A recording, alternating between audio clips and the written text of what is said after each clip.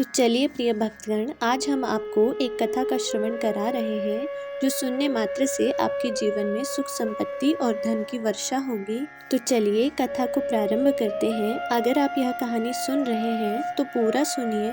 इस कथा को आधा अधूरा छोड़कर जाने की गलती मत करिएगा, क्योंकि इस पवित्र कथा को पूरा सुनने से मनचाहा फल की प्राप्ति होगी। इसलिए इस कथा को पूरा सुने। मत्स्य अवतार भगवान विष्णु का प्रथम अवतार है। मछली के रूप में अवतार लेकर भगवान विष्णु ने एक ऋषि को सब प्रकार के जीव जंतु एकत्रित करने के लिए कहा, और पृथ्वी जब जल में डूब रही थी तब मत्स्य अवतार में भगवान ने उस ऋषि की नाव की रक्षा की। इसके पश्चात ब्रह्मा ने पुनः जीवन का निर्माण किया।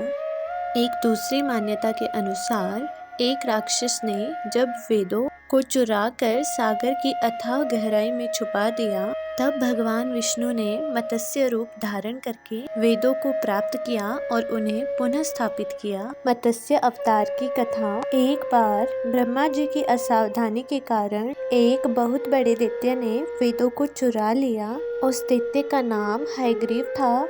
वेदों को चुरा लिए जाने के कारण ज्ञान लुप्त हो गया। चारों ओर अज्ञानता का अंधकार फैल गया और पाप तथा अधर्म का बोलबाला हो गया। तब भगवान विष्णु ने धर्म की रक्षा के लिए मत्स्य रूप धारण करके हयग्रीव का वध किया और वेदों की रक्षा की। भगवान ने मत्स्य का रूप किस प्रकार धारण किया, इसकी विस्मयकारिणी कथा इस प्रकार है। कल्पांतर के पूर्व एक पुण्यात्मा राजा तप कर रहा था। राजा का नाम सत्यव्रत था। सत्यव्रत पुण्यात्मा तो था ही, बड़े उदार हृदय का भी था। प्रभात का समय था, सूर्योदय हो चुका था। सत्यव्रत कृतमाला नदी में स्नान कर रहा था। उसने स्नान करने के पश्चात जब तर्पण के लिए अंजलि में जल लिया तो अंजलि में जल के साथ एक छोटी सी मछली भी आ गई। सत्यव्रत ने मछली को नदी के जल में छोड़ दिया। मछली बोली, राजन, जल के बड़े बड़े जीव छोटे छोटे जीवों को मारकर खा जाते हैं। अवश्य कोई बड़ा जीव मुझे भी मारकर खा जाएगा। कृपा करके मेरे प्राणों की रक्षा कीजिए। सत्यव्रत के हृदय में दया उत्पन्न हो गई। उसने मछली को जल से भरे हुए अपने कमंडलों में डाल लिया। तभी एक आश्चर्य की घटना घटी। एक रात में मछली का शरीर इतना बढ़ गया कि कमंडलू उसके रहने के लिए छोटा पड़ने लगा। दूसरे दिन मछली सत्यव्रत से बोली, राजन, मेरे रहने के लिए कोई दूसरा स्थान ढूंढिए, क्योंकि मेरा शरीर बढ़ गया है। मुझे घूमने फिरने में बड़ा कष्ट होता है। सत्यव्रत ने मछली को कमंडलू से निकालकर पानी से भरे हुए मटके में रख दिया। यहाँ भी मछली का शरीर रात भर में ही मटके में इतना अधिक बढ़ गया कि मटका भी उसके रहने के लिए छोटा पड़ गया। दूसरे दिन मछली पुनः सत्यव्रत से बोली, राजन, मेरे रहने के लिए कहीं और प्रबंध कीजिए, क्योंकि मटका भी मेरे रहने के लिए छोटा पड़ रहा है। तब सत्यव्रत ने मछली को निकालकर एक सरोवर में डाल दिया,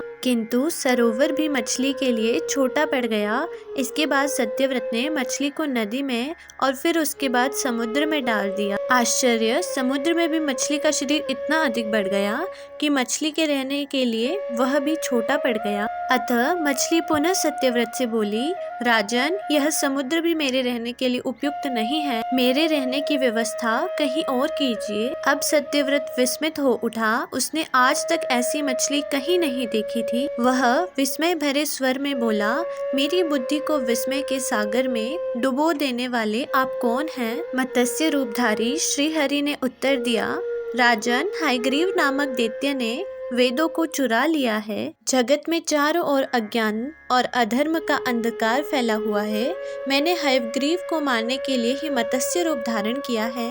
आज से 7वें दिन पृथ्वी प्रलय के चक्र में फिर जाएगी। समुद्र उमड़ उठेगा, भयानक वृष्टि होगी, सारी पृथ्वी पानी में डूब जाएगी। जल के अतिरिक्त कहीं कुछ भी दृष्टिगोचर नहीं होगा आपके पास एक नाव पहुंचेगी। आप सभी अनाजों और औषधियों के बीजों को लेकर सप्त ऋषियों के साथ नाव पर बैठ जाइएगा। मैं उसी समय आपको पुनः दिखाई पड़ूंगा और आपको आत्म तत्व का ज्ञान प्रदान करूंगा। सत्यव्रत उसी दिन से हरि का स्मरण करते हुए प्रलय की प्रतीक्षा करने लगे। 7वें दिन प्रलय का दृश्य उपस्थित हो उठा।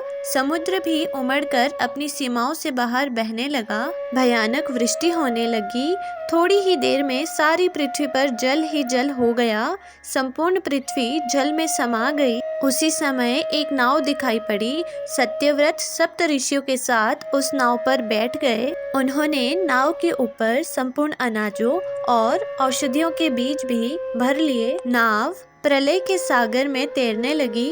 प्रलय के उस सागर में उस नाव के अतिरिक्त कुछ भी नहीं दिखाई दे रहा था। सहसा मत्स्य रूपी भगवान प्रलय के सागर में दिखाई पड़े। सत्यव्रत और सप्त ऋषिगण मत्स्य रूपी भगवान की प्रार्थना करने लगे। भगवान से आत्मज्ञान पाकर सत्यव्रत का जीवन धन्य हो उठा।